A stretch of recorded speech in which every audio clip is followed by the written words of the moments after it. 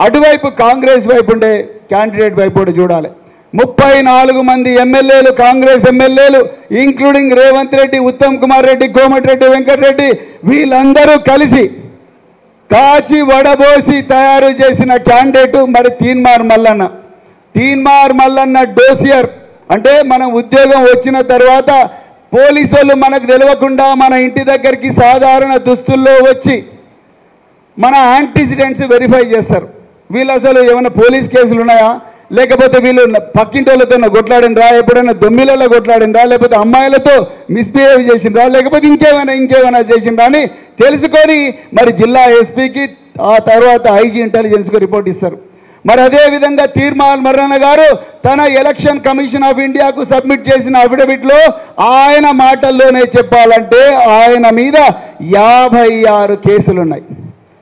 మిత్రులారా, ఈ వేదిక మీద కూర్చున్న బల్కసుమన్ ఆ రోజు ఒక స్టేట్మెంట్ ఇచ్చిండది తెలంగాణ ఉద్యమ సమయంలో.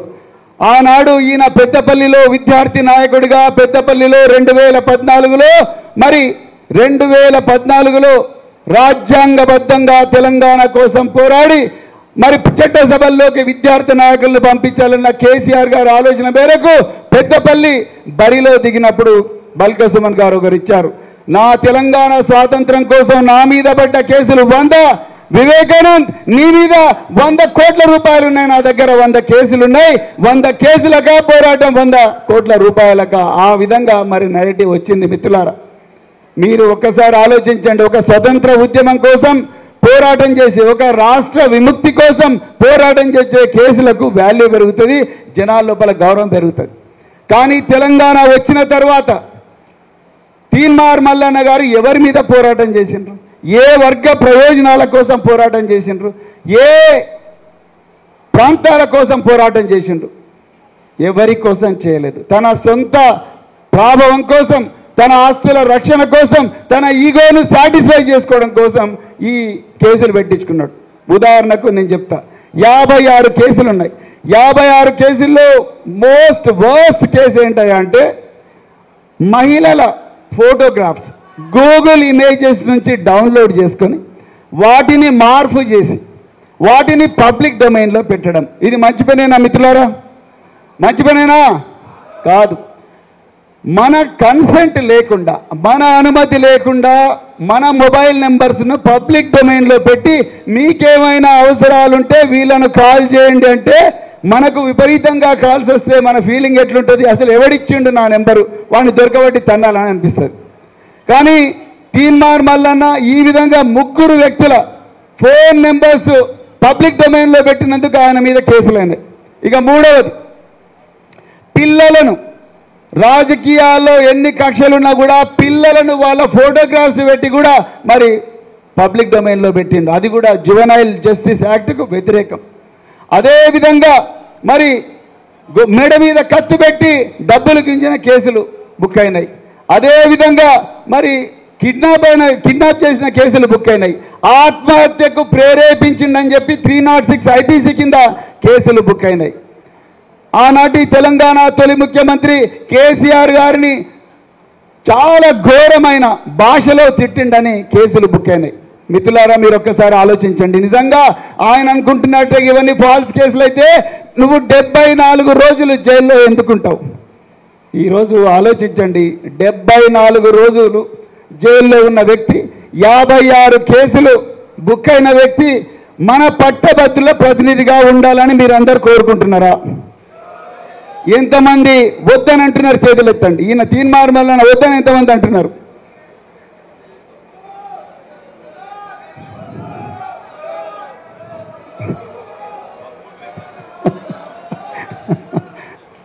అన్నా మీరు కావాలవుతా వద్దు అని అంటున్నారు. మిత్రులారా, దయచేసి మీరందరూ పట్టభద్రులు ఒక్కసారి ఆలోచించండి. ఏనుగుల రాకేష్ రెడ్డి వల్ల మనకు న్యాయం జరుగుద్దా, లేకపోతే తీన్మార్ మల్లన్న ద్వారా న్యాయం జరుగుద్దా? ఇంకొక విషయం కూడా మీకు చెప్పాలి మిత్రులారా, కొంతమంది కోచింగ్ సెంటర్ల యజమానులు, కొంతమంది పేద విద్యార్థుల కోసం న్యాయం చేసిన వ్యక్తులు, వాళ్ళు కూడా ఈ ఎన్నికల బరిలో ఉన్నారు. వాళ్ళకు నిజంగా చాలా ధన్యవాదాలు తెలపాలి. వాళ్ళు ప్రజాస్వామ్యాన్ని నమ్ముకున్నారు, రాజ్యాంగాన్ని నమ్ముకున్నారు. కానీ వాళ్ళతోని వాళ్ళు ఒక మంచి వ్యక్తులు కానీ వాళ్ళు వ్యవస్థను కదిలించలేరు మిత్రులారా. దయచేసి మీరందరూ గుర్తుపెట్టుకోవాలి, వాళ్ళు వ్యవస్థను కదిలించలేరు. వాళ్ళు ఒక మంచి వ్యక్తులుగా మిగిలిపోతారు. నేను వాళ్ళని కూడా రిక్వెస్ట్ చేస్తున్నా, దయచేసి ఏనుగుల రాకేష్ రెడ్డి గారికి మీరు సపోర్ట్ చేయండి.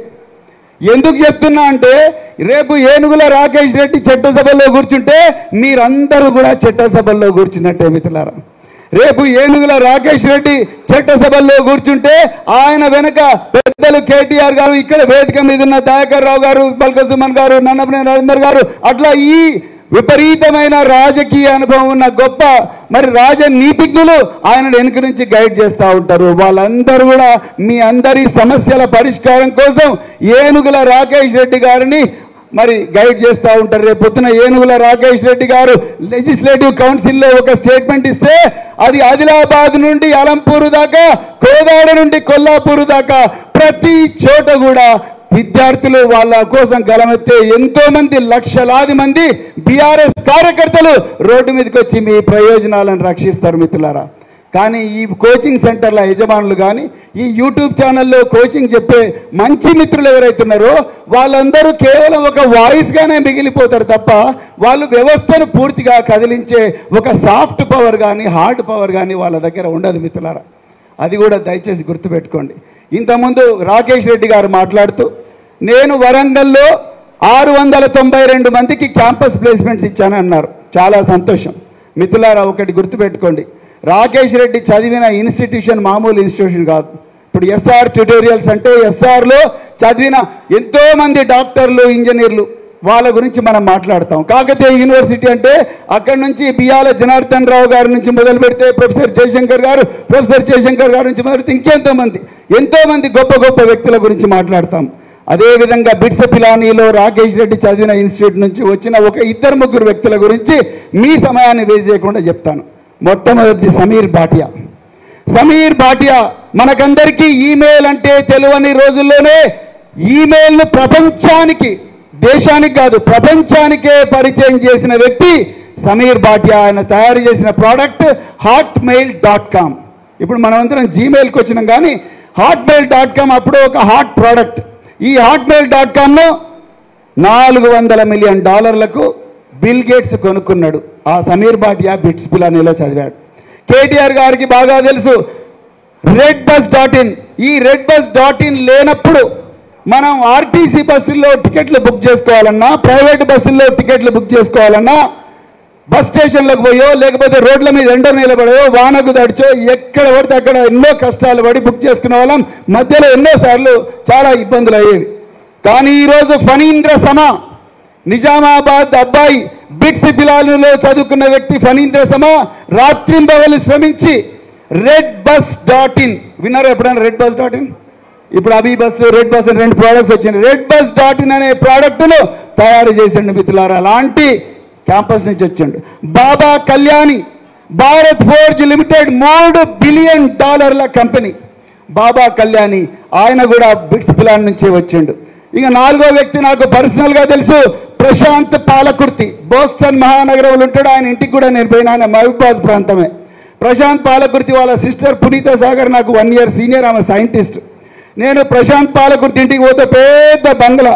నేటి మరి ఉద్యోగం చేయడం లేదా ప్రశాంత్ గారు అంటే, ఉద్యోగం కాదు, నేను కంపెనీ పెట్టి ఆ కంపెనీని $700 మిలియన్ అమ్మి తద్వారా వచ్చిన డబ్బునంతా కూడా ప్రపంచంలో ఉండే పేదవాళ్ళందరి విద్య కోసం నేను ఖర్చు పెడుతున్నా అని చెప్పిండు. అసలైన తొలి వెలుగు. ఫాలో వాట్సాప్ @తొలి వెలుగు అఫీషియల్.